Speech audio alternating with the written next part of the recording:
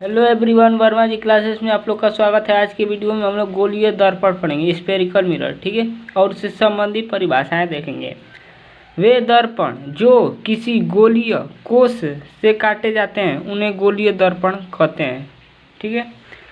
गोलीय दर्पण के प्रकार देख लेते हैं। गोलीय दर्पण के प्रकार, टाइप्स ऑफ स्फेरिकल मिरर, ठीक है। यह दो प्रकार के होते हैं।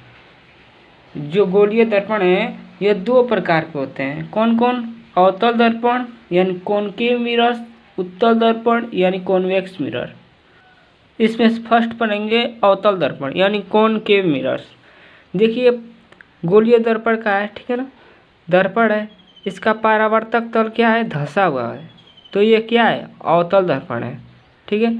इसकी परिभाषा देखते हैं।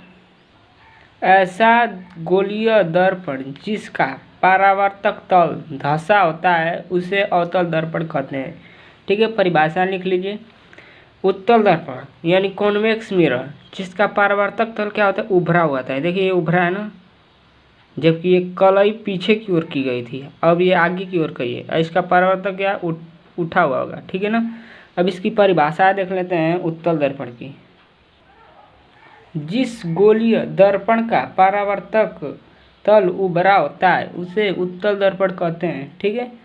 अब उत्तल दर्पण से संबंधित परिभाषाएं देख लेते हैं, ठीक है।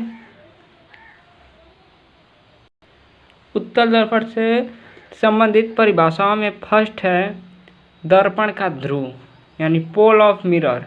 दर्पण का ध्रुव कौन होता है? ये दर्पण है ना, इसके मध्य बिंदु को क्या कहते हैं?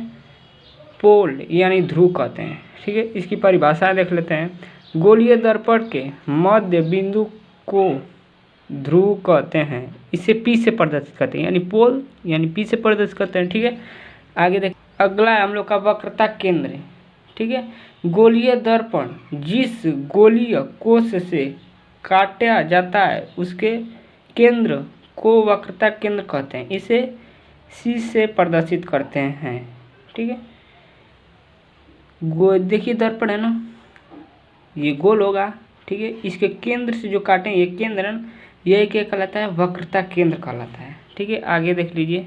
और देखिए दर्पण का मुख्य अक्ष किसी गोलीय दर्पण के वक्रता केंद्र और ध्रुव से मिलाने हुए जाने वाली रेखा मुख्य अक्ष कहलाती है। देखिए वक्रता केंद्र ना और ये ध्रुव है, जो ये रेखा जा रही है ना, यही क्या कहलाती है? मुख्य अक्ष, ठीक है ना। अगला परिभाषा देख लेते हैं। अगला है दर्पण का फोकस, फोकस ऑफ मिरर्स, ठीक है ना। दर्पण का फोकस कहते किसे हैं? इसकी परिभाषा देख लेते हैं।